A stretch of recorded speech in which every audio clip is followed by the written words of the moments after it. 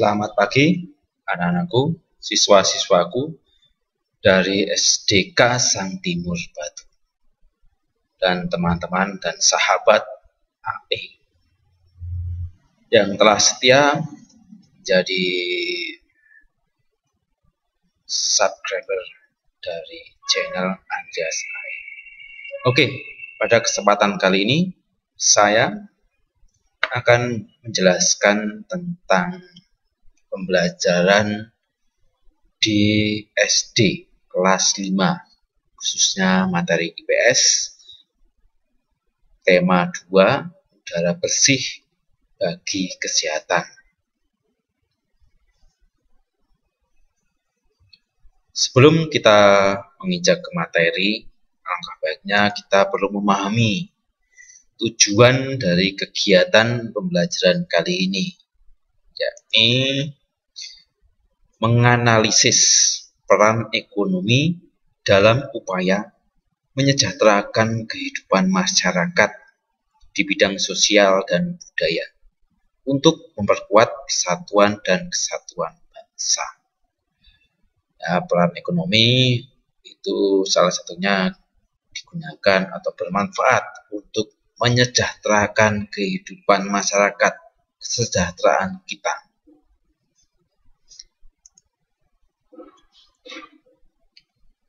Perlu kita ketahui bahwa di lingkungan kita, di masyarakat kita, itu penuh banyak dengan kegiatan ekonomi. Yang pertama, salah satunya ada seorang petani yang bekerja di ladangnya. Kemudian petani di perkebunan. Kemudian ada peternakan. Kemudian ada dokter pula yang sangat berjasa terlebih saat pandemi COVID-19 di tahun ini. Kemudian ada industri. Kemudian di kalangan pantai itu ada para nelayan. Kemudian di sini juga ada seorang guru.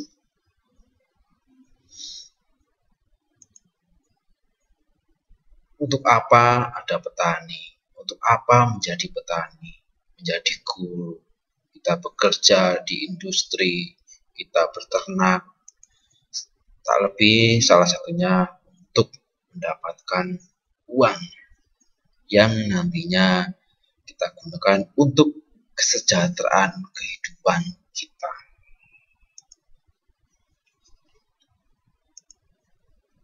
Dengan hidup kita yang sejahtera, kita dimampukan untuk bahagia, kita damai, kemudian kita makmur, sejahtera, tentram.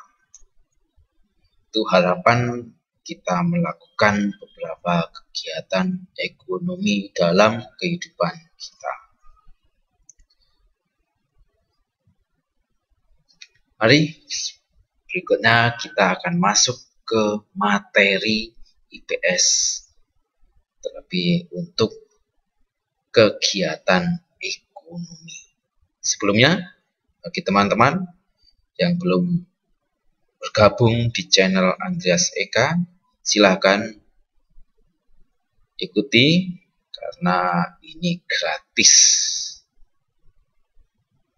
Dan juga itu salah satu bentuk dukungan teman-teman terhadap saya agar channel ini semakin berkembang.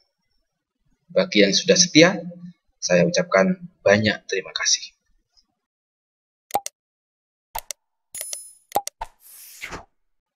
Mari kita lihat materi tentang kegiatan ekonomi. Ya, jenis kegiatan ekonomi di masyarakat. Kegiatan ekonomi masyarakat itu berhubungan dengan proses pemenuhan kebutuhan hidup.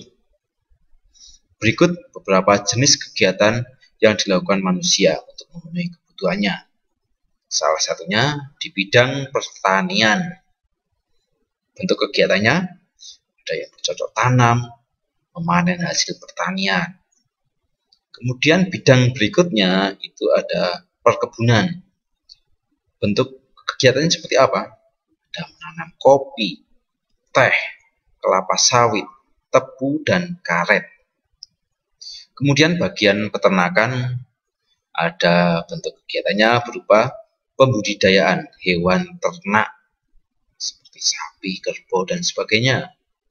Kemudian di bagian bidang perikanan ada pembudidayaan ikan air tawar dan air laut. Kemudian bidang kehutanan, bentuk kegiatannya meningkatkan hasil hutan dengan menanam tumbuhan kayu. Kemudian di bagian perindustrian, bentuk kegiatannya mengolah bahan mentah menjadi barang jadi.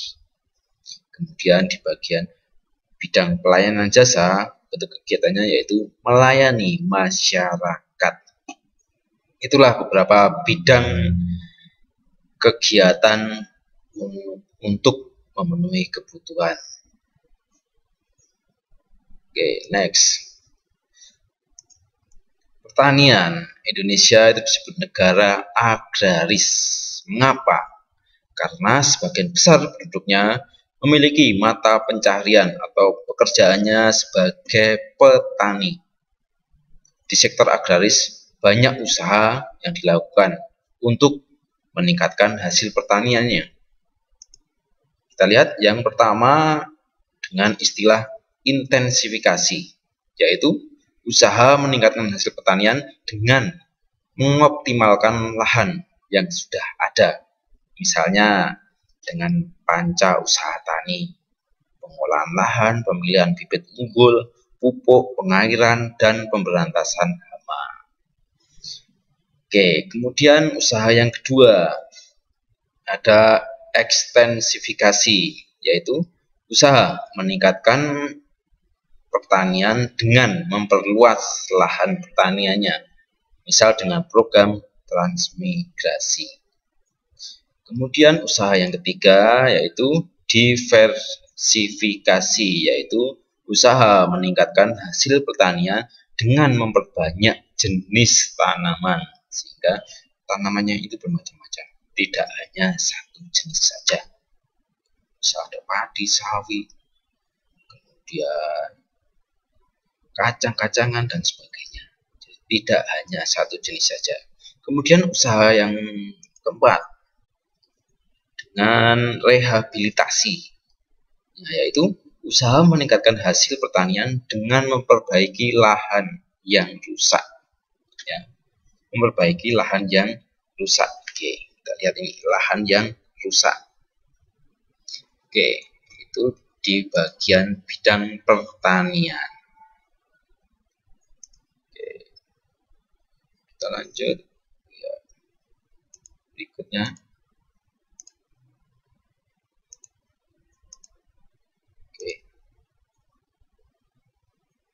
Sudah. Kemudian yang kedua itu tentang perkebunan. Perkebunan adalah kegiatan penanaman lahan dengan tanaman dengan umur yang lebih dari 6 bulan. Tanaman perkebunan ini mencakup yang pertama tanaman musiman berumur pendek, contohnya tebu, tembakau, rosella, dan yang lain. Kemudian yang kedua tanaman tahunan, ini umurnya lebih panjang, misalnya kelapa sawit, kopi, cengkeh, teh, karet, cendana, lada, dan kayu putih. Oke. Berikutnya tentang peternakan. Ya, peternakan adalah kegiatan usaha budidaya hewan yang diambil hasilnya. Hasil peternakan terdiri atas daging, telur, susu, kulit, dan bulu. Jenis peternakan dapat dibedakan sebagai berikut. Ya, ada 3. Yang pertama, peternakan hewan kecil, peternakan hewan besar, serta peternakan unggas. Peternakan hewan kecil misalnya kelinci, kambing, domba, biri-biri.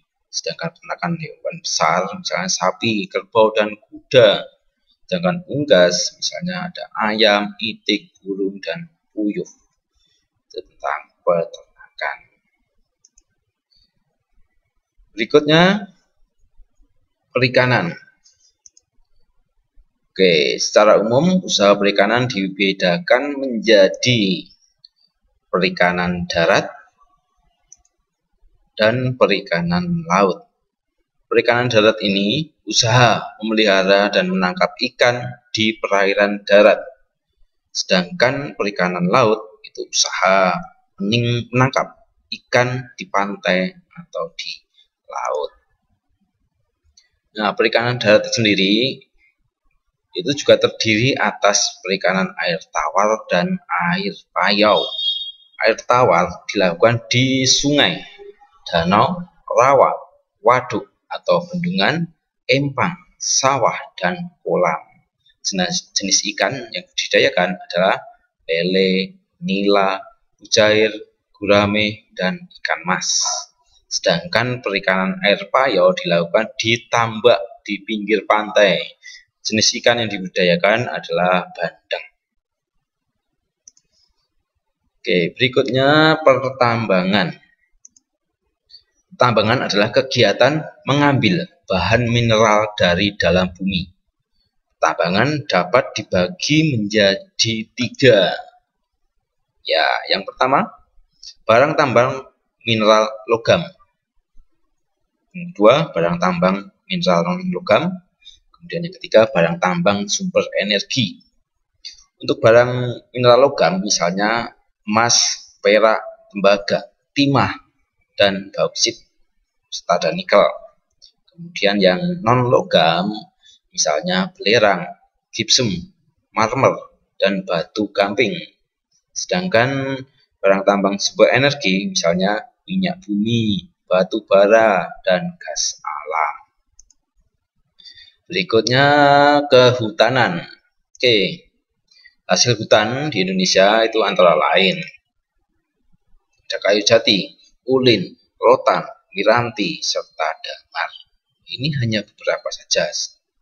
Padahal pada kenyataannya sangat banyak hasil hutan di Indonesia yang bisa dihasilkan. Berikutnya kita lihat perdagangan.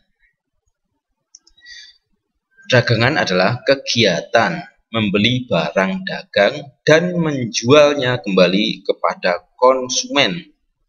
Secara ekonomi, kegiatan perdagangan antar negara ditandai dengan ekspor dan impor. Ya, ekspor kita sudah tahu, yaitu usaha menjual barang dari dalam negeri ke pasar luar negeri. Sedangkan impor, usaha memasukkan barang dari negara lain ke pasar dalam negeri. Berikutnya industri. Perindustrian adalah kegiatan mengubah bahan mentah menjadi barang setengah jadi ataupun barang jadi. Usaha industri dikelompokkan menjadi 3. Industri rumah tangga atau istilahnya home industry. Yang kedua industri sedang. Yang ketiga industri besar. Berikutnya kita lihat pariwisata. Ya, pariwisata. Pariwisata merupakan segala sesuatu yang berhubungan dengan rekreasi. Contoh kegiatan ekonomi yang ada di bidang pariwisata antara lain, ya, penyewaan tempat penginapan, jasa transportasi, penjual makan dan minuman di tempat wisata, serta penjualan cindera mata atau kenang-kenangan. Oke, berikutnya kita lihat di bidang jenis usaha ekonomi. Ada yang dikelola sendiri maupun kelompok. Oke, untuk yang sendiri contohnya pertanian, perdagangan, usaha jasa, industri kecil.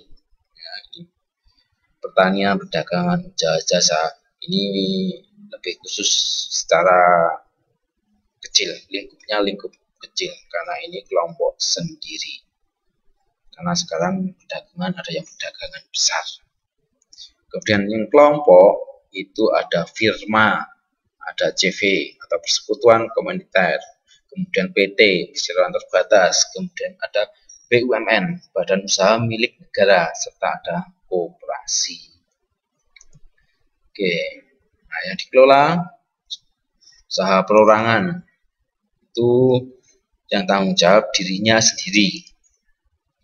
Contohnya toko, Toko ini toko kecil, bengkel, warung, itu yang kecil, usaha perorangan. Dan yang berikutnya firma. Nah, ini didirikan oleh paling sedikit 2 orang.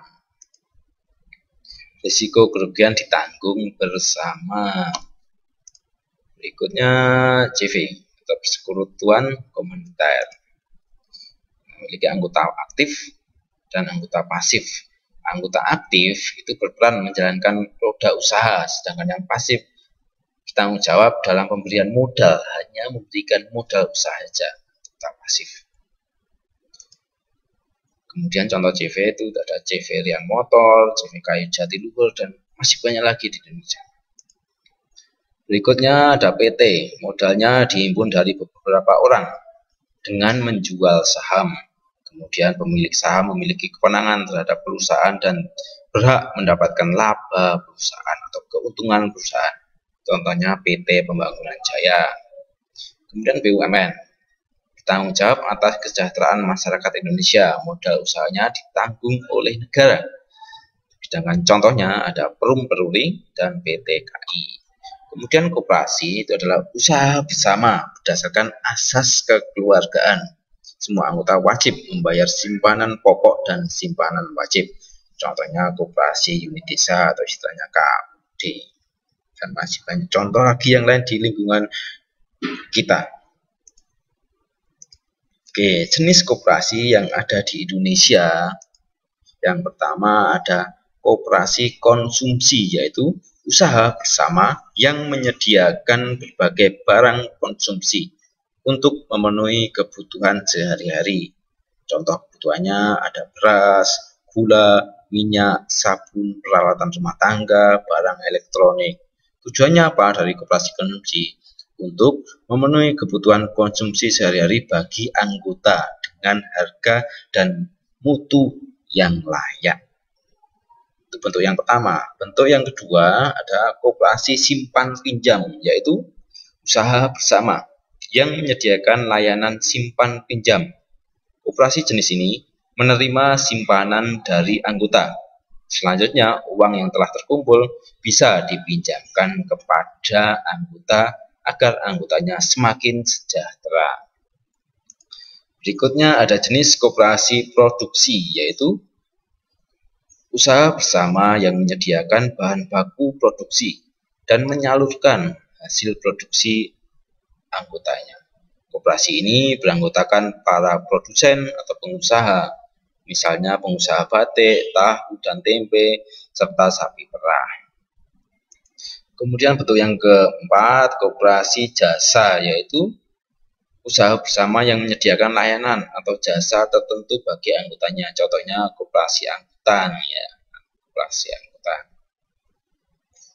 Oke. Dan yang terakhir, koperasi serba usaha, yaitu usaha bersama mengelola berbagai jenis usaha, misalnya menyediakan barang konsumsi, simpan pinjam, penyediaan bahan baku, dan penyaluran hasil produksi. Contohnya apa? Ya, koperasi unit desa atau singkat dengan KUD. Berikutnya pelakunya sekarang, pelaku usaha ekonomi. Oke, pelaku usaha ekonomi adalah orang atau badan yang berperan dalam melakukan kegiatan usaha ekonomi. Pelaku usaha ekonomi dibagi menjadi 3. Yang pertama BUMN, badan usaha milik negara. Yang kedua BUMS, dan yang terakhir koperasi. Contoh dari BUMN ada PT KAI, BNI, PT Telkom, PT Garuda Indonesia, PLN, BRI, dan lain-lain. Badan usaha milik negara. Sedangkan yang BUMS, badan usaha milik swasta, contohnya PT Wingsfood, PT Astra, PT Panasonic, PT Indosiar, PT Gudang Garam, dan masih banyak yang lain juga. Kemudian pelaku yang ketiga yaitu koperasi. Oke, berikutnya kegiatan ekonomi. Kegiatan ekonomi adalah segala usaha manusia untuk memenuhi kebutuhan hidupnya. Kegiatan ekonomi meliputi ada 3 jenis: produksi, distribusi, konsumsi. Oke, kemudian produksi itu apa? Produksi adalah kegiatan menghasilkan atau menciptakan barang ataupun jasa. Ya, menghasilkan atau menciptakan barang atau jasa. Itu kegiatan. Ya, itu istilahnya kegiatan ekonomi. Sedangkan pelakunya atau orangnya itu disebut dengan istilah produsen. Jadi kalau ada soal produsen adalah jawabannya adalah orang yang melakukan kegiatan produksi. Kemudian yang kedua, distribusi. Kegiatan ekonomi yang kedua, distribusi. Ya, distribusi adalah kegiatan menyalurkan hasil produksi dari produsen ke konsumen. Ya, mengantarkan barang atau jasa dari produsen ke konsumen. Orang yang melakukan kegiatan ini disebut distributor. Kegiatan ekonomi yang ketiga, konsumsi, adalah kegiatan menghabiskan, menggunakan, memakai barang dan jasa. Orang yang melakukan ini disebut konsumen. Dari kegiatan ekonomi ini saling berkaitan. Konsumen membutuhkan distributor, distributor juga membutuhkan produsen, produsen juga membutuhkan distributor dan konsumen. Untuk apa? Barang jasa yang diciptakan oleh produsen tidak akan menghasilkan uang atau tidak bisa meningkatkan kesejahteraan tanpa disalurkan distributor ke konsumen, saling berkaitan. Berikutnya, pengaruh kegiatan ekonomi terhadap kesejahteraan masyarakat. Ya, kegiatan ekonomi di masyarakat meliputi produksi, distribusi, konsumsi. Ketiganya itu dilakukan untuk mencapai taraf hidup masyarakat yang sejahtera. Kesejahteraan masyarakat merupakan suatu kondisi terpenuhinya masyarakat sehingga dapat hidup layak dan mampu mengembangkan diri sehingga mampu melaksanakan fungsi sosialnya. Adanya ketidakmerataan pendapatan serta kecepatan pertumbuhan ekonomi yang berbeda sangat mempengaruhi perbedaan tingkat kesejahteraan antar masyarakat di kota dan di desa. Ya, bagaimana kita menghargai kegiatan ekonomi orang lain? Sebagai makhluk sosial, kita membutuhkan orang lain untuk memenuhi kebutuhan yang tidak bisa kita hasilkan. Keterlibatan orang lain dalam kegiatan ekonomi dapat kita temukan pada tahap produksi, distribusi, dan konsumsi. Menghargai peranan setiap individu penting dilakukan oleh setiap anggota masyarakat. Jika gambar di sini, nelayan berperan pada kegiatan ekonomi dalam hal produksi. Tanpa ada nelayan, kita tidak akan menikmati ikan untuk kita makan. Berikutnya cara menghargai usaha orang lain. Yang pertama, tidak merendahkan usaha orang lain. Usaha yang dilakukan orang lain, apapun itu yang tidak merugikan, tidak boleh kita rendahkan. Tidak mengganggu usaha orang lain. Kita berusaha, kita sama-sama usaha tanpa mengganggu, menjatuhkan usaha orang lain. Kemudian tidak merasa iri terhadap keberhasilan usaha yang dicapai orang lain. Misal, kita usaha jual souvenir, di sebelah kita ada yang jual souvenir juga, ternyata sebelah kita orang lain itu lebih sukses, kita tidak boleh iri, kita harusnya lebih kreatif lagi supaya apa? Supaya lebih bisa maksimal dalam memberikan penjualan. Bersaing secara sehat, tidak memiliki usaha yang bersama. Bersaing secara sehat, ikut membantu usaha orang lain ketika kita telah sukses. Ya, kita sukses nanti, jangan lupa kita membantu sesama kita. Karena kita juga merupakan makhluk sosial. Semoga dengan apa yang saya sampaikan bisa bermanfaat. Kalian semakin bisa mantap. Pentingnya kita meningkatkan taraf hidup kita untuk mencapai kehidupan yang bahagia. Kemudian ekonomi kita juga mempengaruhi segala aktivitas kita dan kesejahteraan kita. Sekian dari saya, semoga apa yang saya berikan ini sungguh bermanfaat untuk kalian semua. Jangan lupa untuk like, komen, dan subscribe channel ini. Semoga channel ini semakin berkembang dan semakin bermanfaat untuk kalian semua. Sekian dari saya, terima kasih.